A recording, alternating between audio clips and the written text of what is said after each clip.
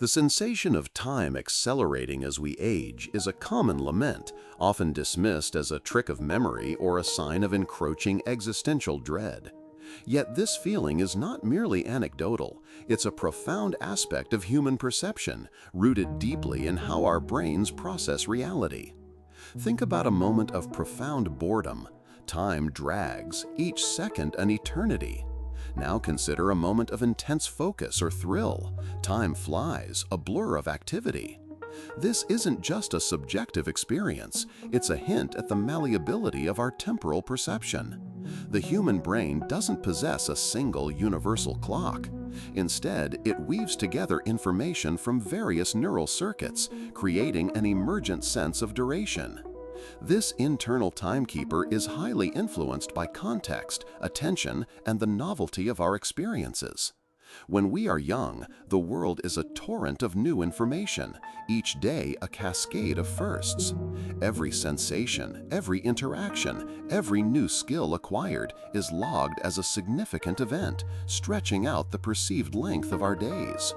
A child's summer vacation can feel like an eternity because it's packed with unique, memorable moments. Each day is a novel adventure, from building a sandcastle for the first time to learning to ride a bike. The sheer density of these novel experiences acts as a mental anchor, making those periods feel longer in retrospect. As we age, our lives often become more routinized.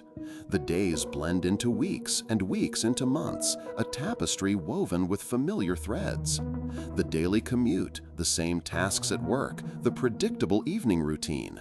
These repeated events offer fewer new data points for our brains to register. This reduction in novelty means fewer mental markers for our perception of duration. Our brains, efficient machines that they are, compress these repetitive experiences, making them feel shorter in retrospect. This isn't to say that older age lacks novelty, but the sheer volume and intensity of firsts inevitably diminish compared to childhood, leading to a subtle but significant shift in how we log and recall the passage of time. The very structure of our memories plays a crucial role here, as our recollection of time is often less about the actual chronological duration and more about the richness and uniqueness of the events within that duration. Consider the difference between remembering a highly detailed once-in-a-lifetime trip and a month of mundane errands. The trip, despite potentially being shorter in actual duration, might feel longer in memory due to its dense array of novel experiences, each contributing to a more vivid and expansive recollection of time. The brain's inherent bias towards novelty fundamentally shapes our perceived experience of time's flow. Beyond novelty, there's a more mathematical, perhaps even cold explanation: the logarithmic nature of our perception. Imagine a child who is 1 year old. A single year represents their entire lived experience, 100% of their existence. When they reach 2, that year is still 50% of their total life. The proportion of each passing year relative to their accumulated lifespan is significant. Now consider someone who is 50 years old. An additional year is just 1/50th of their life, a mere 2%. For a 60-year-old, it's 1/60th. This diminishing fraction means that each subsequent year becomes a smaller and smaller proportion of our total conscious experience, making it feel less substantial, less impactful, and therefore shorter. This isn't just about simple arithmetic. It taps into how our brains process changes in magnitude. Our perception of many things, light, sound, weight, follows a logarithmic scale. For instance, to perceive a sound as twice as loud, the actual sound intensity needs to increase by a much larger factor than just double. Similarly, to notice a difference in weight, the change needs to be a certain percentage of the original weight, not a fixed amount.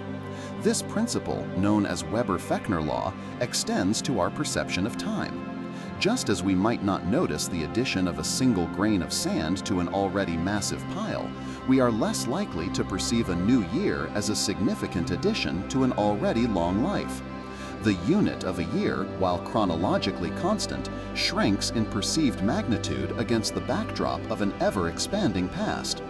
This psychological scaling means that our brains are, in a sense, less sensitive to additional units of time as the total amount of time experienced grows. Think of it like a ruler where the markings get progressively closer together. Early on, each inch is distinct. Later, they blur into one.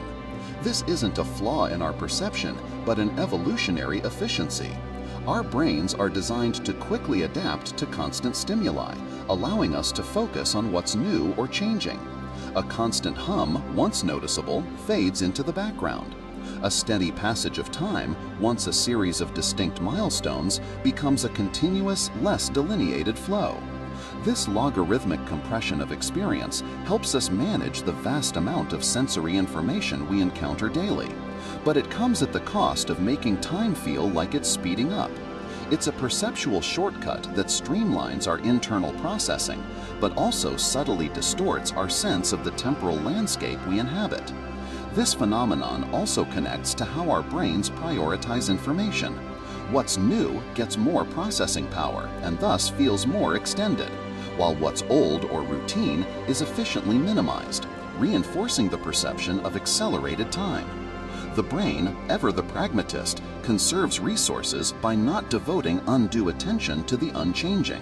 Our perception of time is inextricably linked to memory, not just the act of remembering, but the structure and density of our stored experiences. As we age, the total volume of our memories grows exponentially. Childhood memories, being the earliest and often the most formative, occupy a disproportionately large space in our mental archives. These early years are filled with distinct, emotionally charged firsts. First day of school, first bike ride, first crush.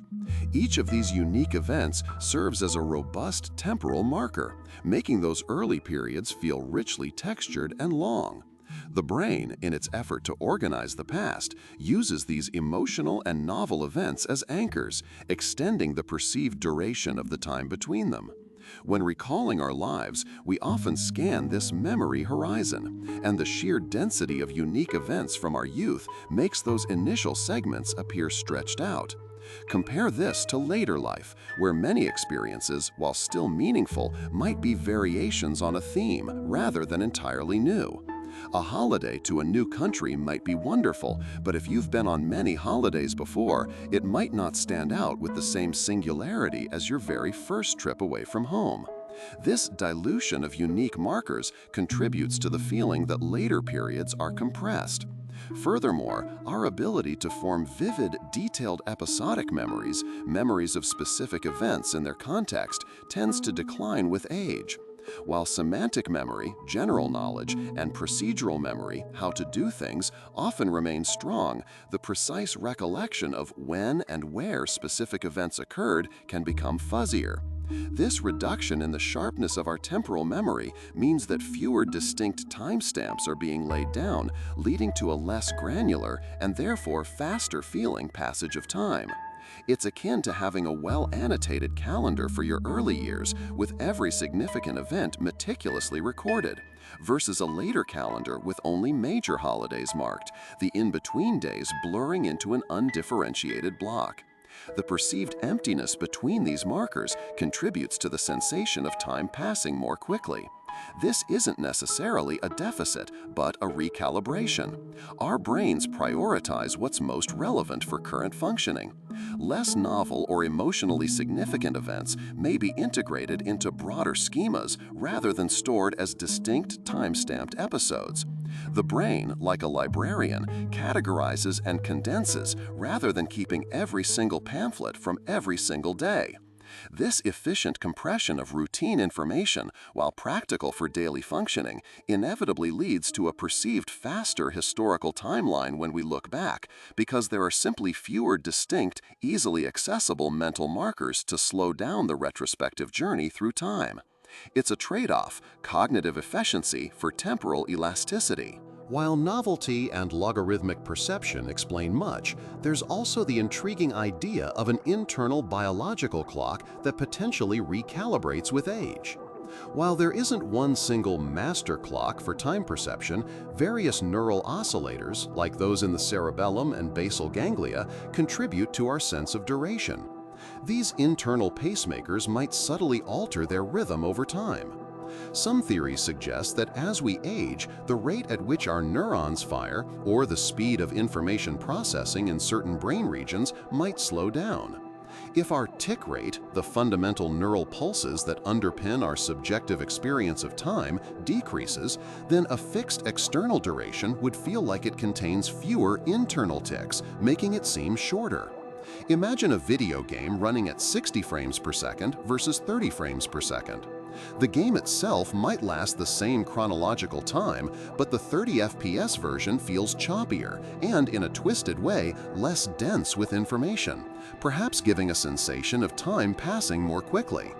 This isn't just about neural processing speed in general, but specifically about how the brain registers and counts temporal units. For instance, the dopamine system, heavily involved in reward, motivation, and novelty, also plays a critical role in temporal judgment. As dopamine levels and receptor sensitivity can change with age, this could directly impact our perception of time.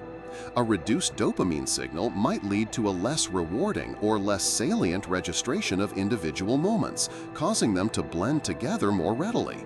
Furthermore, our body's overall metabolic rate tends to slow as we age. From heart rate to cellular repair, many biological processes decelerate.